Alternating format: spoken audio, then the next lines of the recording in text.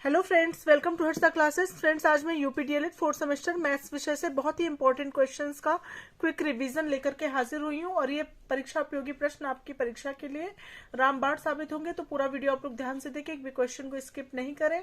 पहला क्वेश्चन है गुणनखंड ज्ञात कीजिए। गुणनखंड आपको ज्ञात करना है। इसमें मैंने दो क्वेश्चन लिया है, question number 1 and question number 2। Question number 1 है x square plus 2x minus 15। तो इसको कैसे सॉल्व करेंगे?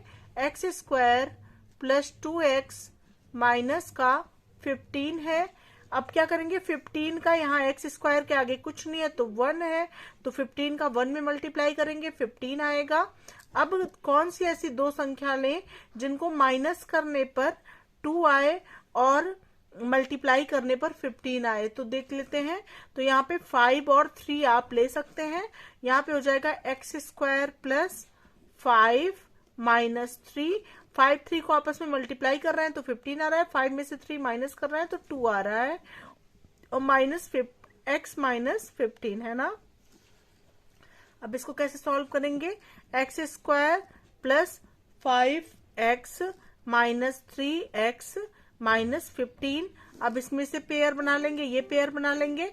यहाँ पे कॉमन हो गया x प्लस 5 और यहाँ पे माइनस 3 हो गया कॉमन, और यहाँ हो जाएगा x और यहाँ पे माइनस माइनस प्लस हो गया, प्लस 3 5 जा 15, x प्लस 5 यहाँ पे एक ब्रैकेट में आ गया, दूसरे ब्रैकेट में भी x प्लस 5 आ गया, और यहाँ पे आ गया x माइनस 3। तो एक ब्रैकेट में हो गया आपका x माइनस 3 और दूसरे ब्रैकेट में जो ये दोनों में है वही हो जाएगा x प्लस 5। यही हो गया आपका आंसर। होप आप लोग को ये क्वेश्चन भी समझ में आ गया होगा। बढ़ते हैं नेक्स्ट क्वेश्चन की तरफ। क्वेश्चन नंबर 2 है। क्वेश्चन नंबर 2 है आपका x square minus 7x plus 12। इसकी वैल्यू निकालनी है। तो यहाँ पे हम क्या करेंगे? 12 का पहले हम 1 में मल्टीप्लाई करेंगे, 12 आएगा। अब दो ऐसा नंबर लेना है जिनको आपस में मल्टीप्लाई करने पर 12 आए और प्लस करने पर 7 आए। तो 4 और 3 हम ले सकते हैं। तो यहाँ हो जाएगा एक्स स्क्वायर और यहाँ पे हो जाएगा माइनस 4 प्लस 3x, है ना, x प्लस 12। ठीक है, इस तरह से हम लिख सकते हैं। अभी हो जाएगा आपका x square minus 4x plus minus minus 3x plus 12 हो गया। अब यहाँ पे कॉमन ले लेंगे, इसमें से कॉमन लेंगे, इसमें से कॉमन लेंगे। यहाँ पर क्या कॉमन लेंगे? x कॉमन लेंगे तो आ जाएगा आपका x माइनस 4। यहाँ पे माइनस 3 कॉमन लेंगे, ये हो जाएगा x माइनस 4। ठीक है, एक ब्रैकेट में आपका x माइनस 4 आ गया और दूसरे ब्रैकेट में आ गया आपका x माइनस 3। होप आप लोग को ये क्वेश्चन भी समझ में आ गया होगा। बढ़ते हैं नेक्स्ट क्वेश्चन की तरफ। नेक्स्ट क्वेश्चन नंबर 2 है, किसी समलंब की समानांतर भुजाएं 3 सेंटीमीटर तथा 4 सेंटीमीटर है तथा इसके मध्य की दूरी 3 सेंटीमीटर है। समलंब का क्षेत्रफल निकालिए। तो सबसे पहले हम समलंब का चित्र बना लेंगे। समलंब कैसा होता है? समलंब इस तरह से हम बना सकते हैं, ऐसे, और ये इस तरह से, यहाँ पे इस तरह से होता है और ऐसे बनता है कुल मिला के, और ये इसके मध्य की दूरी हो गई। ठीक है, इसकी समानांतर भुजाएं ये 3 सेंटीमीटर हो गई और ये हो गई 4 सेंटीमीटर,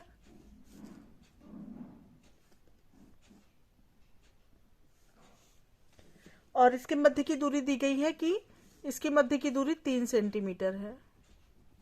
ठीक है, समलंब का क्षेत्रफल आपको निकालना है। समलंब के क्षेत्रफल का क्या फॉर्मूला होता है? समलंब का क्षेत्रफल बराबर होता है 1/2 L प्लस बी और इंटू एच। ठीक है, तो ये हो जाएगा 1/2 इंटू 3 प्लस 4 और इंटू 3। ठीक है, अब इसको सॉल्व कर लेंगे। 1/2 इंटू 7 इंटू 3। ठीक है, अब इसको सॉल्व करेंगे। 21/2 या 10.5 सेंटीमीटर स्क्वायर हो गया इसका आंसर। होप आप लोग को ये क्वेश्चन भी समझ में आ गया होगा। बढ़ते हैं नेक्स्ट क्वेश्चन की तरफ। नेक्स्ट क्वेश्चन नंबर 3 पर आते हैं। उस वृत्त की परिधि निकालिए जिसकी त्रिज्या 21 सेंटीमीटर है। तो वृत्त की परिधि का क्या फॉर्मूला होता है? वृत्त की परिधि बराबर होता है, वृत्त की परिधि का फॉर्मूला होता है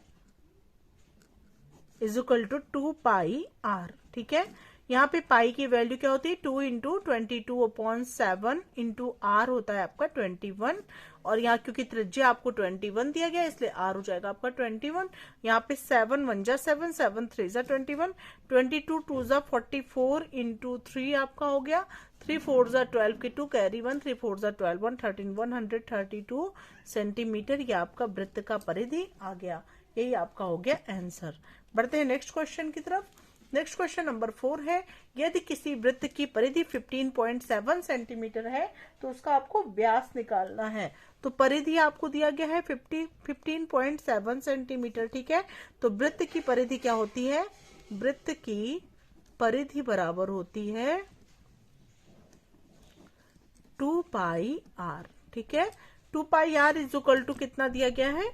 2 पाई आर इक्वल दिया गया है 15.7 और यहाँ पे हो जाएगा 2 into 22/7 into R is equal to 15.7।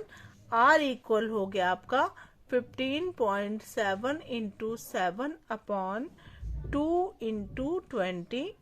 ठीक है, अब यहाँ पे पॉइंट हटाने के लिए हम क्या करेंगे? यहाँ पे पॉइंट लगा के 0 बढ़ा सकते हैं।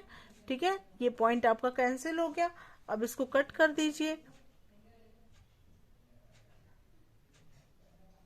आर इज इक्वल टू कितना हो गया आपका? आर हो गया आपका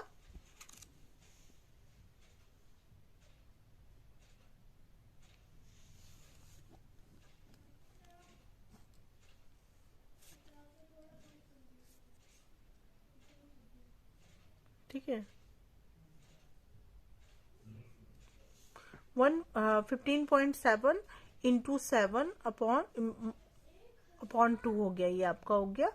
ठीक है, अब यहाँ पे क्या हो गया? 7.7 2 इंटू 22। ठीक है, ये पॉइंट हटाने के लिए इस तरह कर सकते हैं। अभी क्या करेंगे हम इसको? यहाँ पे हो जाएगा आपका 7 7 जा 49 के 9 कैरी 4 और यहाँ पे हो गया 7 5 जा 35 और 4 39 के 9 कैरी 3, 7 1 जा 7 3 10 हो गया आपका। और यहाँ पे हो गया हमारा 22 2 जा 44 440। अब आर की वैल्यू निकाल लीजिए। आर इज इक्वल टू हमारा हो गया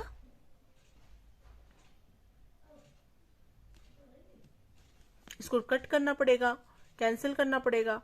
तो त्रिज्या आ जाएगी आपकी, ये लगभग आ जाएगी 2.5 के करीब में, है ना?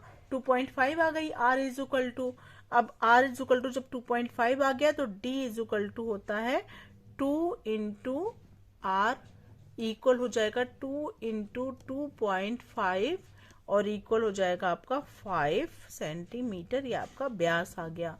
ठीक है, मतलब व्यास होता है त्रिज्या का 2 गुना, यानी कि आर की वैल्यू आपकी 2.5 आई तो डी इज इक्वल टू होता है 2 into R equal 2 into 2.5 equal 5 centimetre और यही हो गया आपका आंसर। बढ़ते हैं नेक्स्ट क्वेश्चन की तरफ। नेक्स्ट क्वेश्चन नंबर 5 है। एक वृत्त की त्रिज्या 14 सेंटीमीटर है, उसका क्षेत्रफल ज्ञात करें। तो आर इज इक्वल टू दिया गया है 14 सेंटीमीटर। वृत्त का क्षेत्रफल बराबर होता है, वृत्त का क्षेत्रफल बराबर होता है पाई आर स्क्वायर। तो ये हो जाएगा 22/7 गुणे आर यानी कि 14 गुणे 14।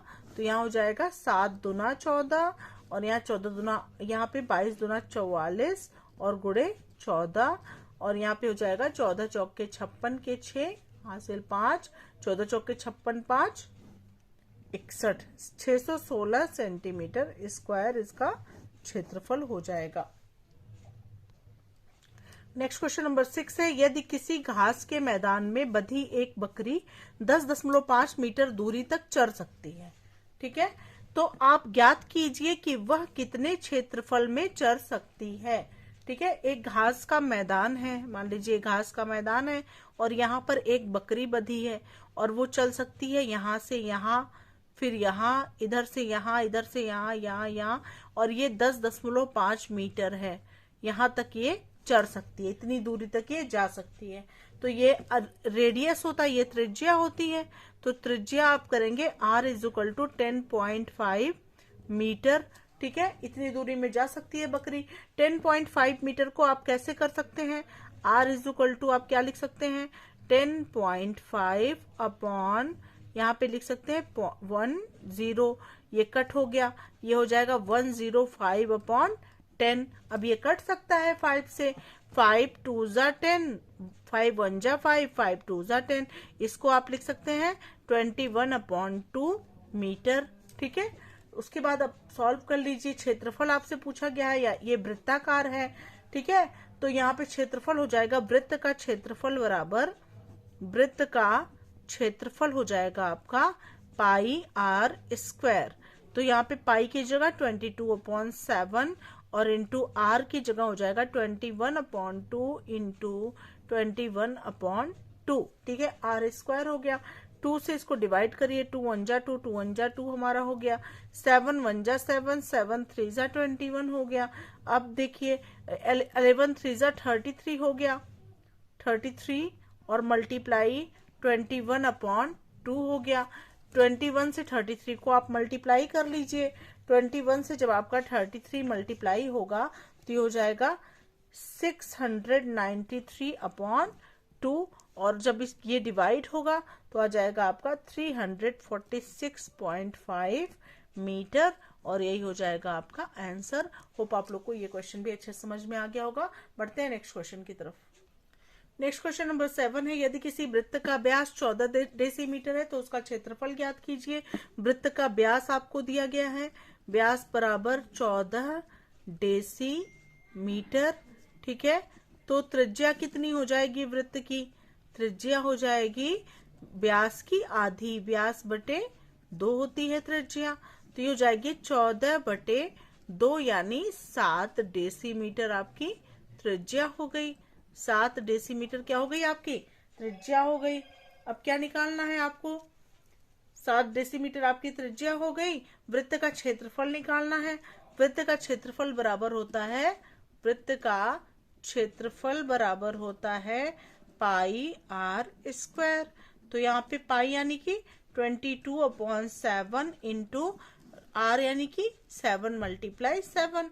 7 से 7 कैंसिल हो गया, ये हो गया आपका 7 2 जा 14 के 4 कैरी 1, 7 2 जा 14 115 154 डेसीमीटर स्क्वायर, और ये हो गया आंसर, यही हो गया वृत्त का क्षेत्रफल।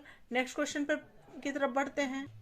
नेक्स्ट क्वेश्चन नंबर 8 है, भाग विधि से 1849 तथा 11,449 का घन वर्गमूल ज्ञात कीजिए। इसको कैसे सॉल्व करेंगे? तो सबसे पहले 1849 लिखेंगे, 1849 को लिखेंगे और हम यहाँ से पेयर बनाएंगे लास्ट डिजिट से 2 का।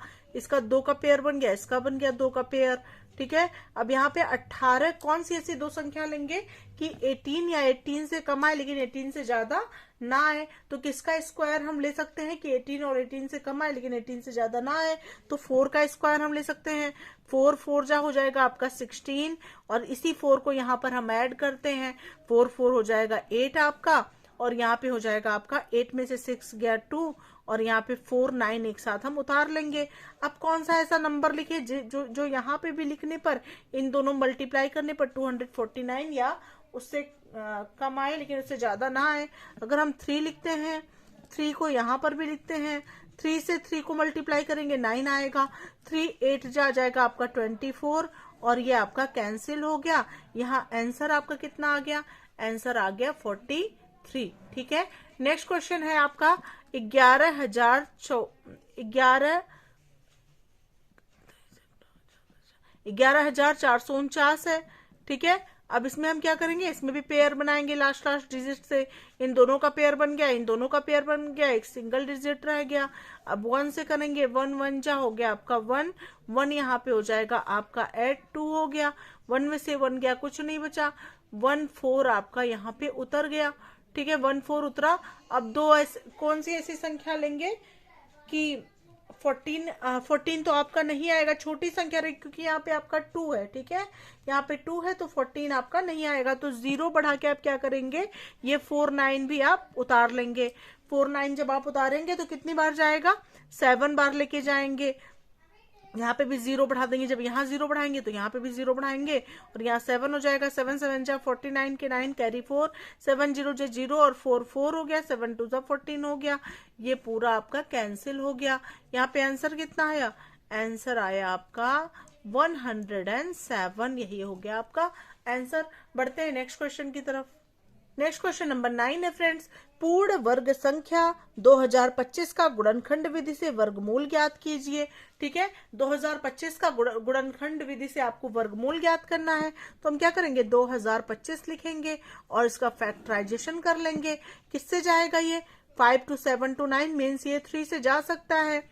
3 6 जा 18, 2 20, 3 7 जा 21, 3 5 जा 15, फिर 3 से डिवाइड करेंगे, 3 2 जा 6, 3 2 जा 6, 3 5 जा 15, फिर 3 से जाएगा, 3 7 जा 21, 3 5 जा 15, फिर 3 से जाएगा, 3 2 जा 6 1 7, 3 5 जा 15, अब 5 से जाएगा, 5 5 जा 25, फिर 5 से जाएगा, 5 1 जा 5। ठीक है, अब गुणनखंड विधि से आपको वर्गमूल निकालना है। तो लिखेंगे under root 2025 equal under root 3 multiply 3 multiply 3 multiply 3, मतलब 4 टाइम्स यहाँ पे 3 है तो 4 टाइम्स हम 3 लिख दिए।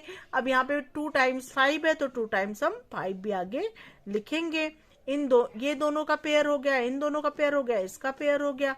तो यहाँ पे 3 मल्टीप्लाई 3 मल्टीप्लाई 5 आपका आ गया। 3 3 जा 9, 5 जा 45 आपका हो गया आंसर। होप आप लोग को ये क्वेश्चन भी समझ में आ गया होगा।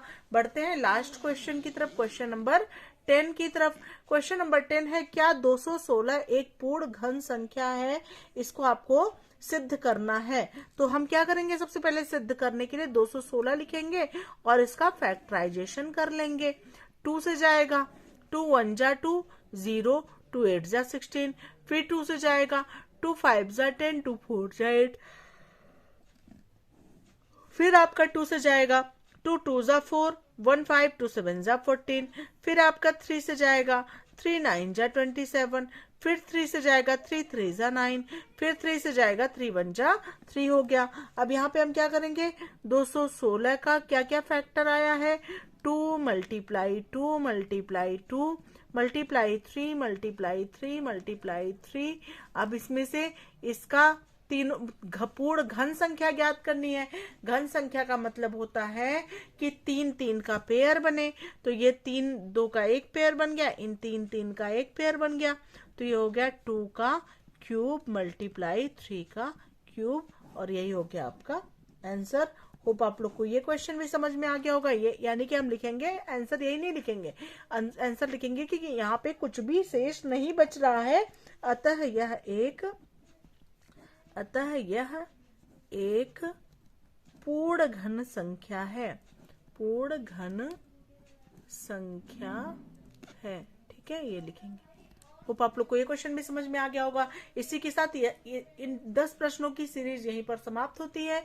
मिलते हैं नेक्स्ट वीडियो के साथ, तब तक के लिए thank you so much friends, thanks for watching my video.